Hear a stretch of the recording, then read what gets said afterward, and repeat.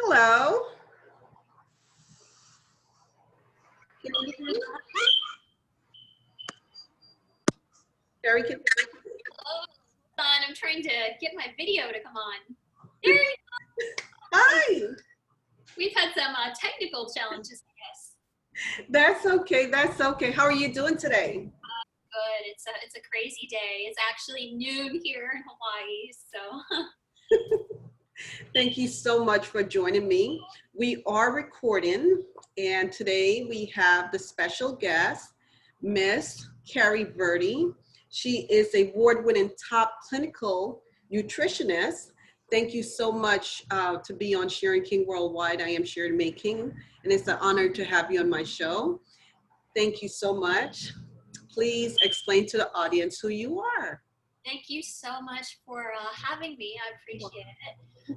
My name's Cari, and I'm a clinical nutritionist. I have a master's degree in clinical nutrition, and I live in Hawaii presently. I'm actually the nutritionist at a clinic that's in Maryland, but I have patients and clients all over the world, so I work virtually.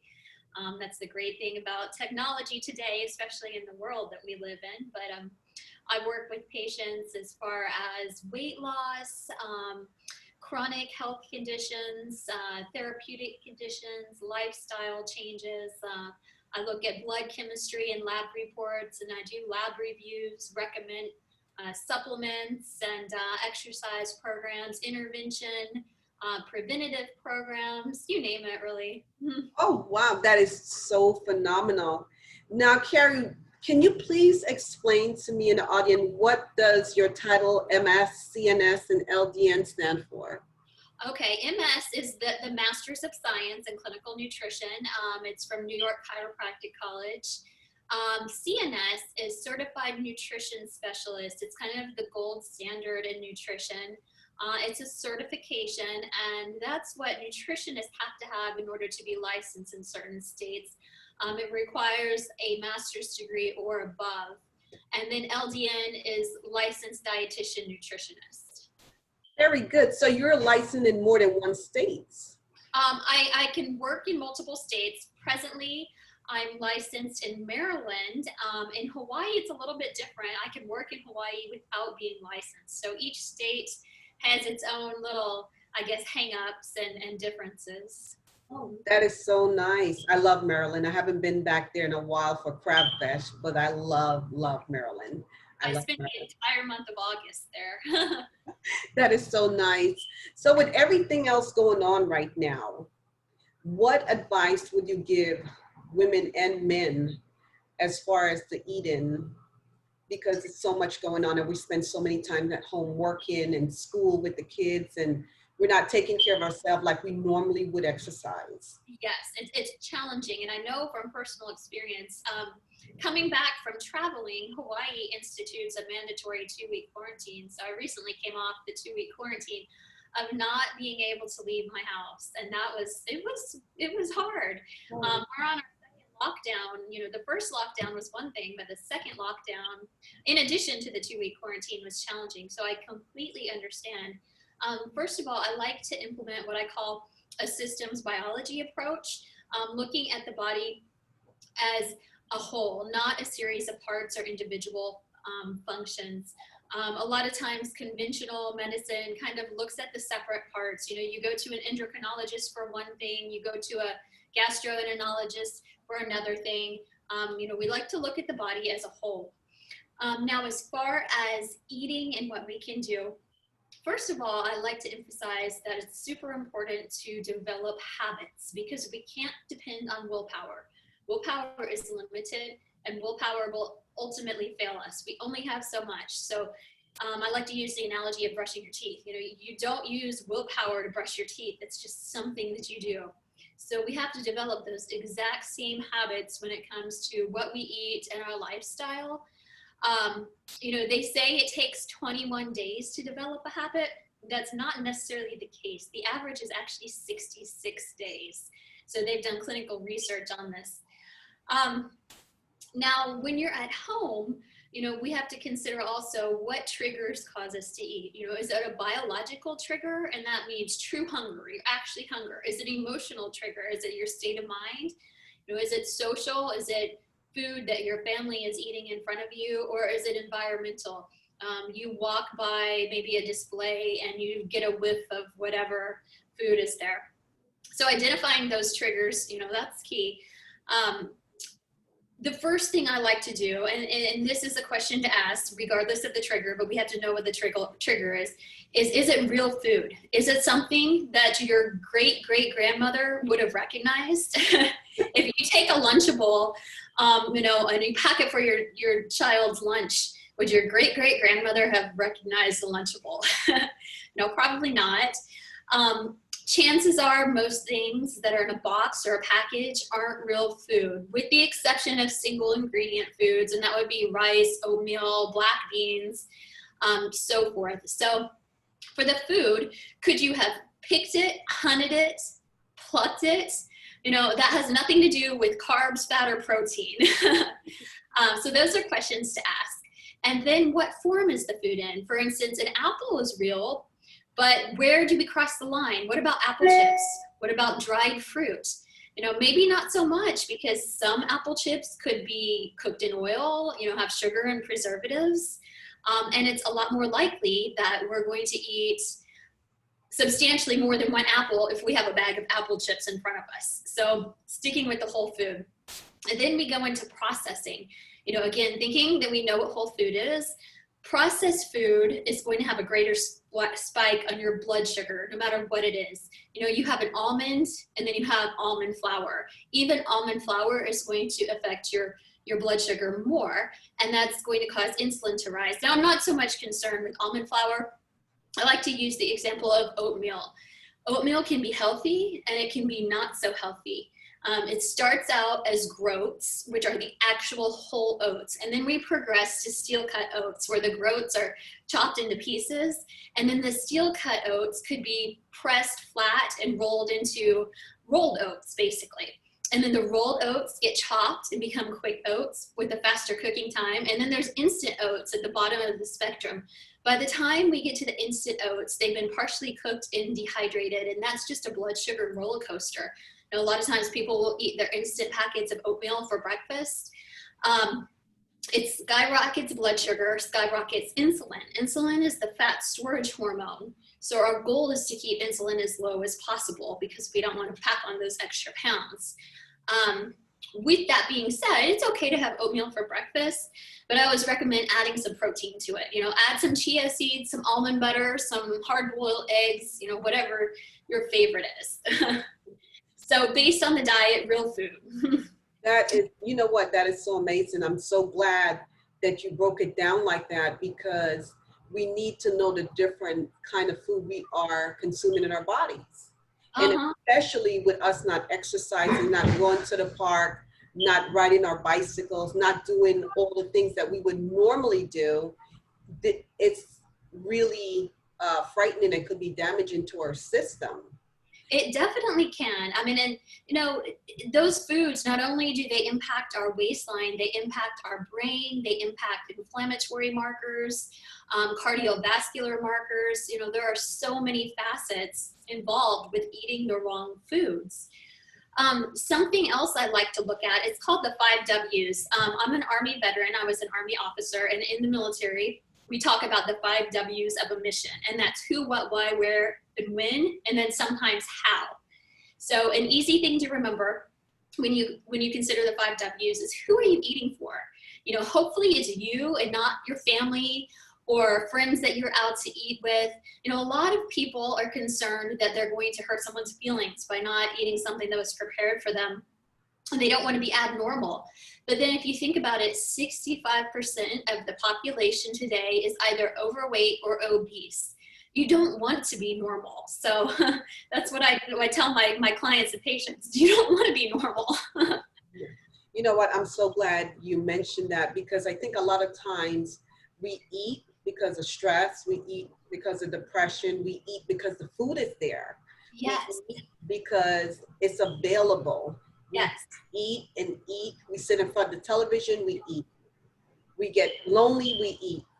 What advice would you give on something like that? A lot of that goes back to the habits. The where of the 5 W's, what I like to say is where you eat. No eating in front of the TV, no eating while you're in the car, while you're working, or the only thing you should really be doing if you're eating is having a conversation with another human. This helps you determine how much of your desire is actually for food versus true hunger versus boredom, anxiety, or some emotional reason. You just have to ask yourself these questions. The goal is to burn fat, and it's necessary to have a healthy metabolism and lose weight. And just eating in the wrong times, kind of wreaks havoc on the body.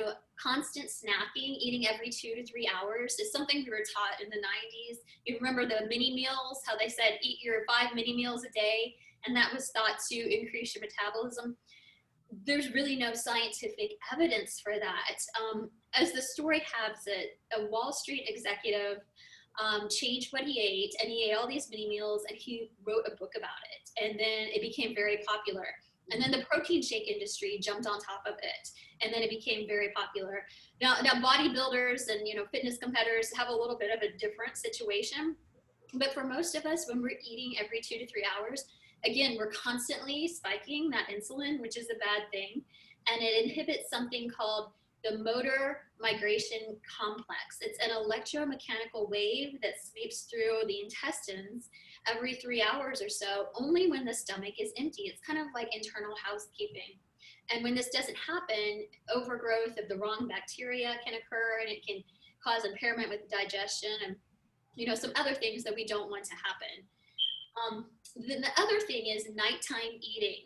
A lot of times people say a calorie is a calorie. Well, that's not really true, because in the morning we're more insulin sensitive, and we have a higher thermic effect of food. That means the amount of energy that it takes to absorb, digest, and assimilate that food in the form of calories burned is higher in the morning. So the same meal eaten in the evening versus the morning is actually more fattening. And they have done studies where they have 2 groups of people.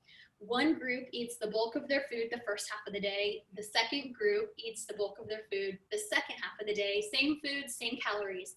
The first half of the day, people burn twice as much. They lose twice as much weight as the second half of the day people.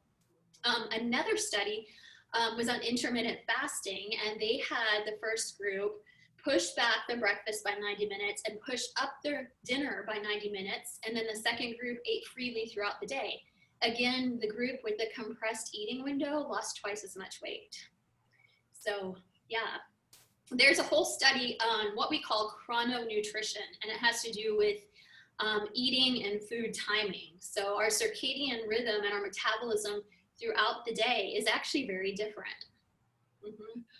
So for practical application, to put that into real life, I recommend that, we have a bigger lunch and a smaller dinner, and then push up our dinner as early as possible and have a strict eating cutoff time at night, a minimum of 3 hours before going to bed. And then this gives your body time to digest really and allow blood sugar to be regulated, insulin to return to baseline before lying down. Wow. You taught me so much. Oh, thanks. And you're truly a phenomenal woman. You mentioned that you're from the military and the Army. I was in the Army. I did ROTC in college and lived in some interesting places. The first place I lived after college, I was in Georgia for a while for training, and then my first assignment was in Korea as a brand new officer right out of college. So that's interesting. And my husband is still in the military, and that's why we live in Hawaii. This is the second time that we've lived here. That's awesome. I have a lovely water view right in front. That is so awesome and so relaxing and so refreshing. You're such a phenomenal woman to women all over the world. You are truly doing your thing, and I'm so amazed and I'm so honored to be in touch with you and you being on my show. Let me ask you a question. Now, as far as the nutrition fact and everything you mentioned, does that also apply for children? It does, as far as the meal timing and the processed foods. Intermittent fasting, you know, I prefer kids get their breakfast. I recommend adults implement intermittent fasting, even pushing back their first meal until 11 o'clock. Not necessarily every day, but anywhere from 3 to 5 times a week. Just compressing that eating window can make a big difference, but we don't necessarily want to do that with our kids. You know, we want them to have a, you know, good hearty breakfast before they go to school, and that doesn't mean cereal. Cereal is not really very healthy. So. Cereal is a fast way of, okay, we're going to eat and get out the door. We're going to get this done. We're going to get out the door, and that's it. And I think that we need to break the pattern of the cereal, because the cereal has a lot of sugar. Depends on what you're eating.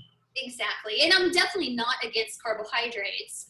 You know, fruit is great if they have some eggs and some fruit, or even make a homemade smoothie. You know, a lot different than a store-bought smoothie. And homemade smoothie would have, my ideal smoothie would probably have some type of, you know, vegan protein, because whey and dairy can be inflammatory for some people, not everyone, but it's one of the top food allergies and sensitivities. But maybe a vegan pea rice-based protein. Add a half of a green banana because it has less sugar. I like to freeze mine and then cut it up in halves.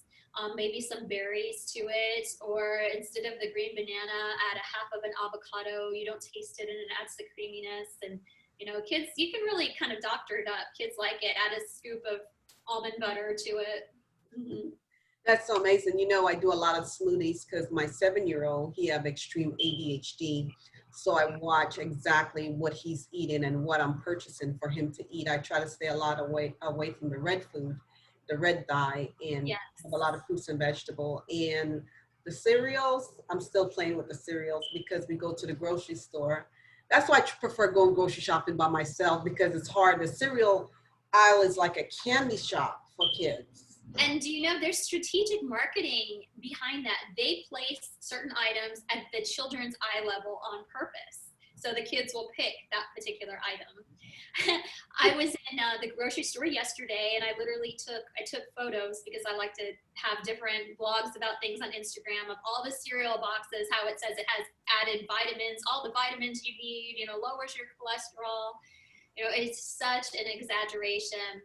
You know, a particular brand that advertises lowers cholesterol had the basis for this off of a study that is so far removed from what they're actually offering that it's just not even funny. And then the reason that they say it has these vitamins and minerals is because it's stripped from vitamins and minerals and processing, so they have to add the cheapest forms that aren't bioavailable for the body to use back into it so they can actually call it food. Wow, Mm-hmm. that is so amazing. You know what? I would have never known that. Yeah, it's pretty scary. Scary stuff. That is Yeah. So it's, you know, when you eat, where you eat, all of this plays just a huge role. And something else I like to tell people to do before they eat, sit down and do 1 minute of deep breathing. And by deep breathing, I mean, when you inhale, your stomach expands, and you exhale, your stomach contracts. And what this does is shift the body into what we call the parasympathetic state. That's the rest and digest state, as opposed to fight or flight, which is the sympathetic state. And when you're in the sympathetic state, your blood flow goes to your extremities rather to your stomach. When you're in the parasympathetic state, your blood flow goes back to your stomach so you can absorb the nutrients and digest your food. And it also puts you in a more mindful state, so you're going to feel full faster, and then ultimately help with your weight loss and just eating in general. And of course, there are great apps that can walk you through that if you're by yourself. You know, if you're out in a restaurant, you don't necessarily want to whip out an app, but even a smartwatch can walk you through that. wow. And then, yeah. And then, of course, you know, it's always great to try to make little rules for yourself, like setting your fork down between your bites.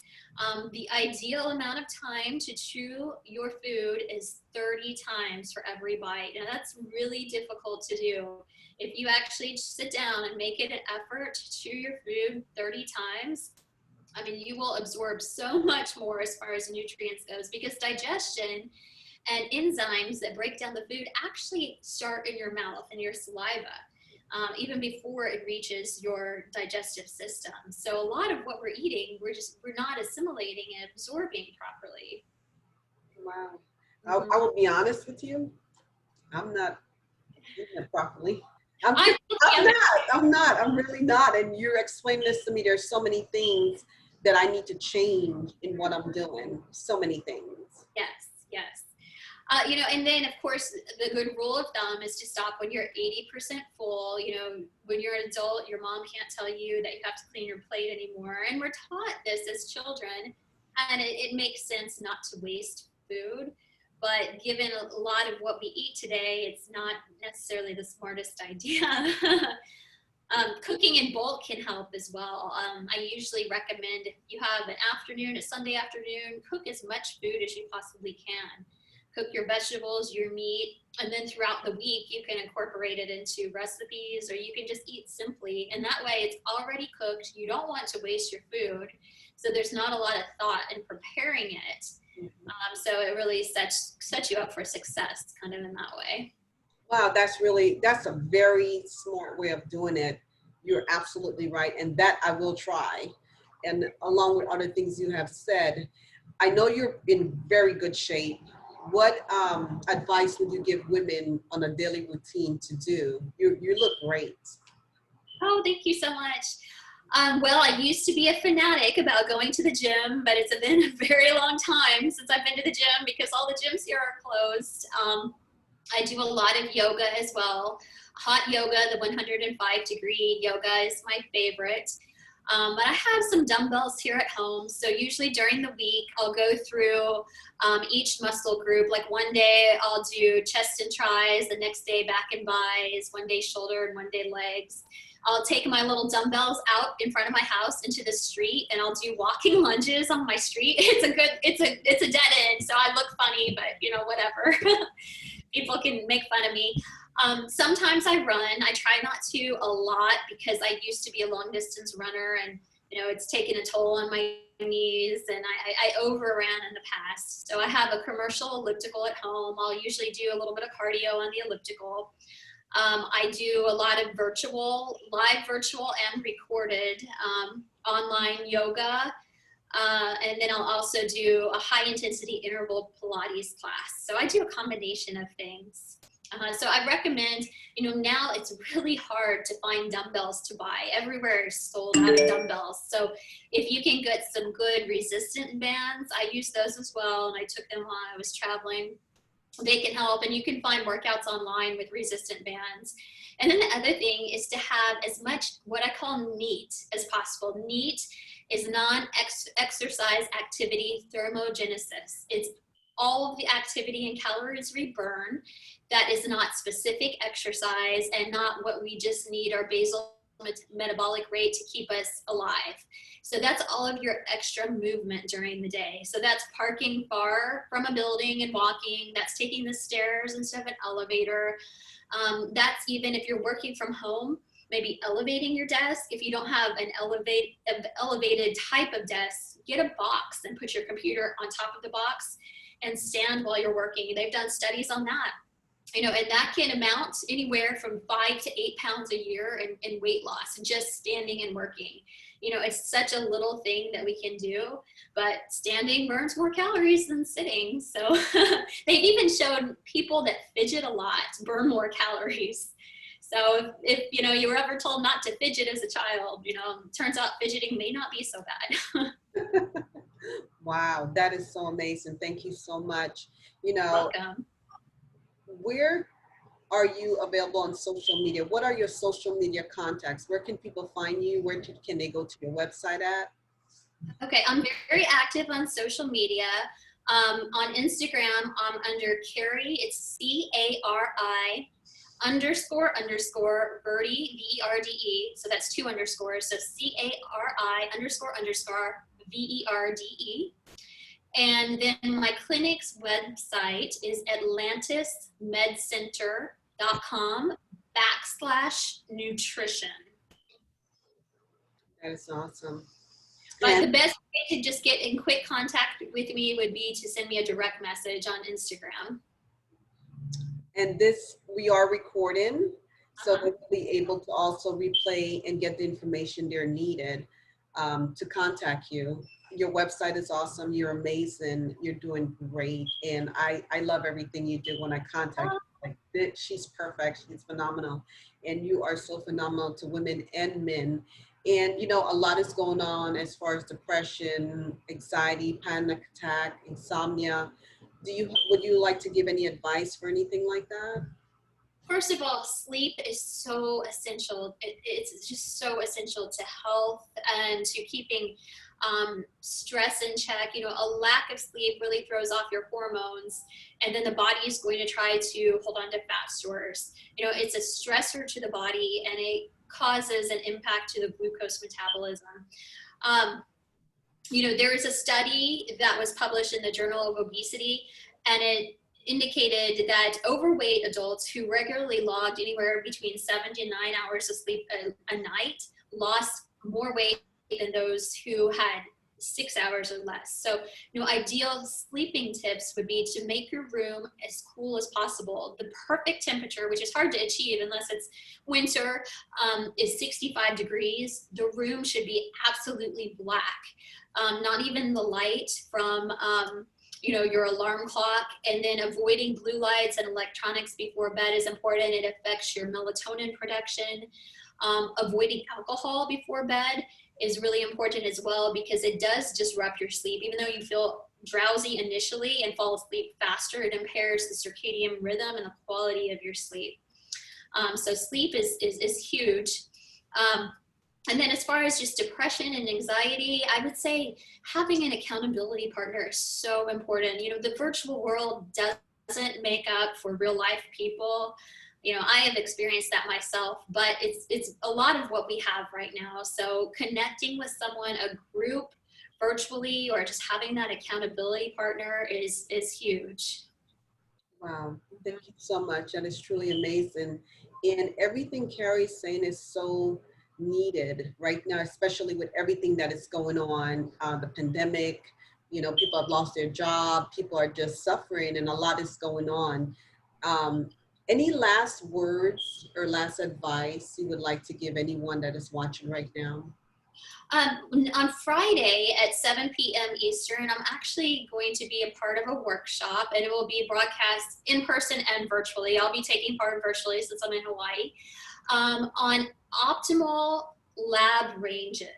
So when we get our blood work done, a lot of times we're told that everything is normal, even though we feel like something's off. We feel like we have some brain fog, fatigue, maybe something's just not right. Well, there's actually two different ranges for labs. There's optimal labs and there's standard and conventional labs. When you look at your lab work and you see that range that's on your lab work, first of all, if you get lab work done, you should always ask for a copy of your own report, because it's your health. You have to know what's going on. And if you don't know what some of it means, you know, it's the perfect time to ask. But the ranges indicated are developed by looking at the ranges of 95% of the healthy population. That means 2.5% are below that and 2.5% are above that. It's almost like a bell curve. But the problem is, our healthy population isn't necessarily healthy. It just means they don't have a diagnosed disease. So as I mentioned, 65% of the population is either overweight or obese. You know, that's not healthy. And then the lab ranges aren't consistent from lab to lab and from state to state. And a lot of the tests aren't run the way that they should be to get to the root cause. So I'm going to talk about that. And then my medical director is going to talk about hormone health and how it's not looked at.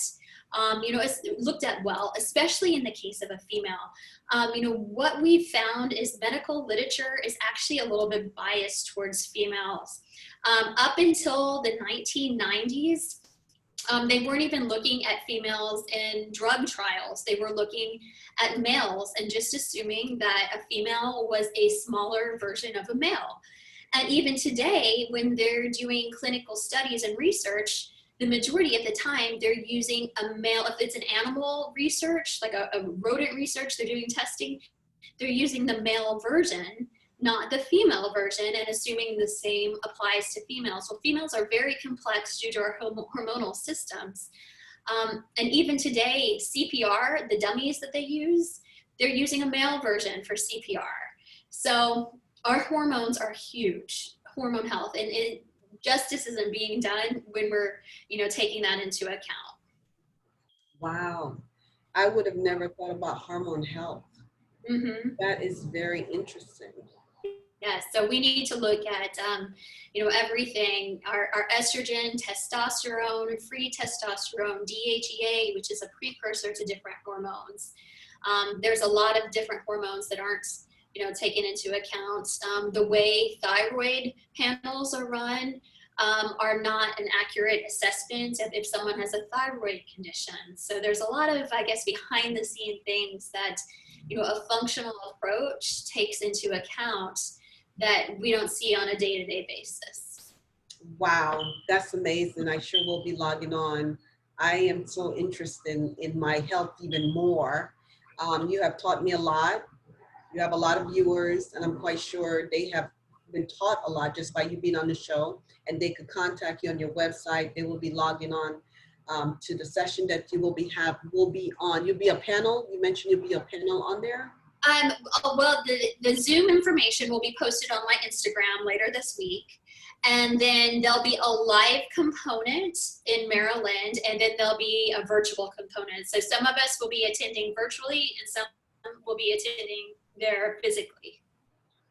That is amazing. That is so amazing. Thank you so much. I just want to thank you for being on my show, Sharon King Worldwide.